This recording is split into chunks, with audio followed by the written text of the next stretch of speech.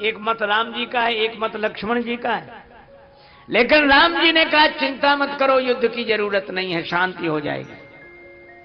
कहा कैसे होगी शांति? इसीलिए आप वर्णन पढ़ते हैं।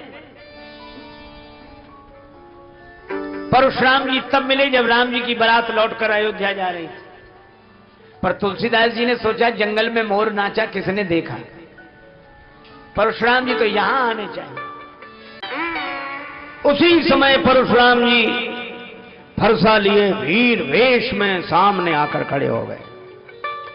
अब आप कल्पना करो, ये पिंडाल है, चारों तरफ चार दीवारी हो, दरवाजा एक, उसी में परशुराम जी खड़े हो। तो जो राजा लोग आवाज लगा रहे थे, ले छुड़ाए सीए कह को, यही तो कह रहे थे, और सीता जी को छुड़ा लो।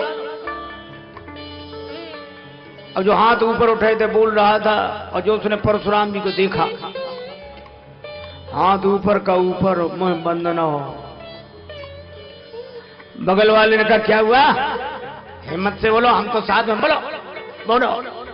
अब वो बोले क्या, उधर ही देखे।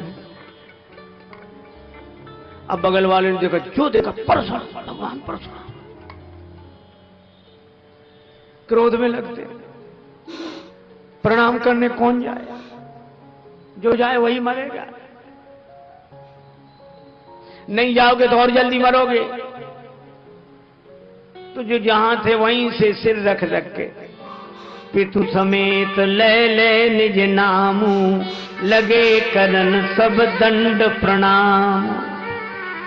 और परशुराम जी जिसकी ओर गौर से देखेंगे, इससे पहले भी कहीं देखा है, वो समझता था कि बस हमारी उम्र के दिन पूरे हो गए। जनक जी ने आकर प्रणाम किया, सीता जी से प्रणाम कराया, विश्वामित्र जी आए, राम जी लक्ष्मण जी को बाद में बुलाया, पहले नहीं।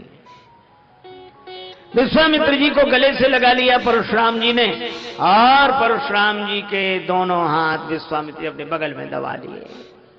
और उसी समय बोले राम चलो प्रणाम करो, लक्ष्मण प्रणाम करो। मतलब ये था कि जब तक हम इनके फरसे वाला हाथ दबाए तब तक कर लो प्रणाम।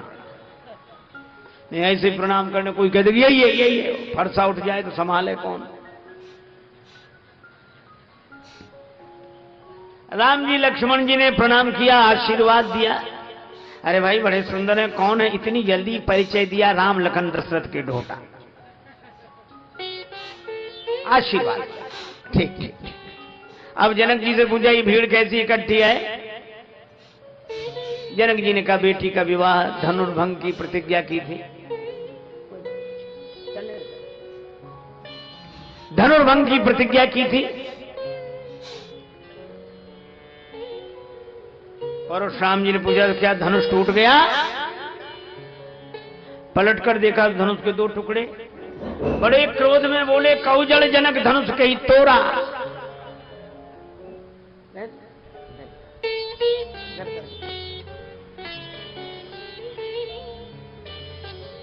अब जनक जी डर के मारे उत्तर नहीं दे रहे हैं।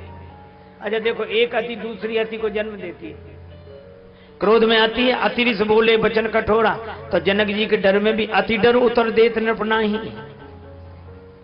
अति डर।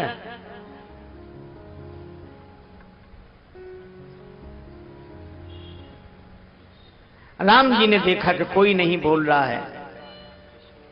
राम जी माने भारतवर्ष का आदर्श। श्री राम उठकर खड़े हुए और बड़े संयत भाव से कहा, नाथ शंभु धनु भंजनि हारा, होई है कोई एक दास तुम्हारा।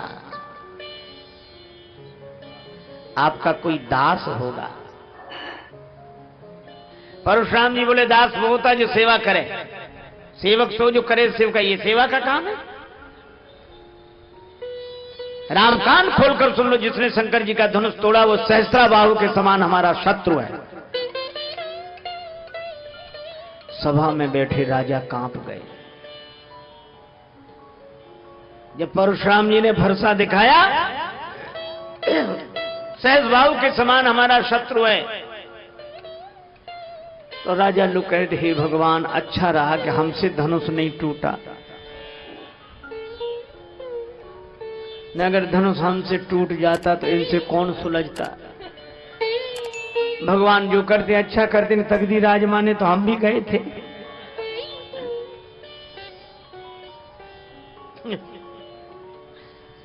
कुछ दम्भी स्वभाव के राजा थे। दम्भी स्वभाव के राजा क्या बोले, हम तो जानते थे। हम जानते थे, पहले से पता था। धनुष तोड़ने के बाद यही नौबत आएगी, इसलिए उन्हें जानबूझ के धनुष नहीं तोड़। नन्हे से राजकुमार राम जी धनुष तोड़ सकते, क्या हम नहीं तोड़ सकते? पर ये हमारी दूरदर्शिता है। कुछ लोग ऐसे भी दूरदर्शी होते हैं। एक आदमी रेल की पटरी पे सो रहा था।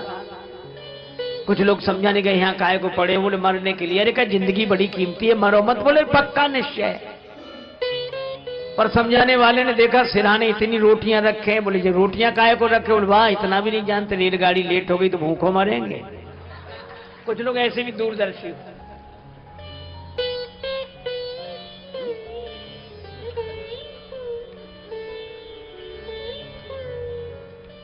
भगवान ने परशुराम जी के मन में प्रेरणा की कि इनका इलाज और हो जाए। तब तक परशुराम जी बोले, सो बिलगाई बिहाई समाजा, न तुम्हारे जई हैं सब राजा। वह समाज छोड़कर अलग हो जाए या समाज उसे अलग कर दे, नहीं तो जितने राजा हम सबको मारा। और राजा लोग लगे कांपने के, भगवान धनुष का धनुष नहीं टूटा, मरे और जा रहे हैं। धनुष तोड़ के ही मरते तो नाम होता कि साहब धनुष तोड़ के मरे। एक राजा ने कहा, हमने तो पहले ही कही थी कि घर चलो। जनक जी ने भी कहा था, तजवास निज निज गृह जाहु। तुम ही बैठे रहे कि तमाशा देख लो। अब देखो तमाशा। लक्ष्मण जी से नहीं रहा गया। वे सोचने लगे, गुरुजी अच्छे देश में ले आए, यहां एक ही समस्या रहती, धनुष।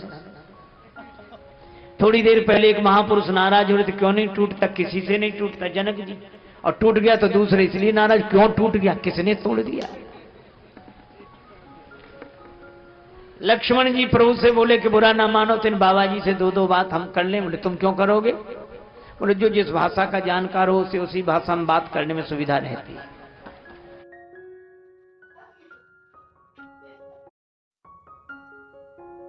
तो हमने ये कथाएं सुनी स्वामी राजेश्वरानंद जी महाराज द्वारा। बहुत ही सुंदर तरीके से इन कथाओं का वर्णन उन्होंने किया है। उम्मीद है आपको ये कथाएं बहुत पसंद आई होंगी। अगर आपको ये कथाएं पसंद आई हैं तो चैनल को सब्सक्राइब कीजिए, वीडियो को लाइक और शेयर कीजिए, ताकि इस तरह की प्रेरक और हास्य कथाएं हम आपके लिए लेकर आते रहें। आपका बहुत बहुत धन्यवाद।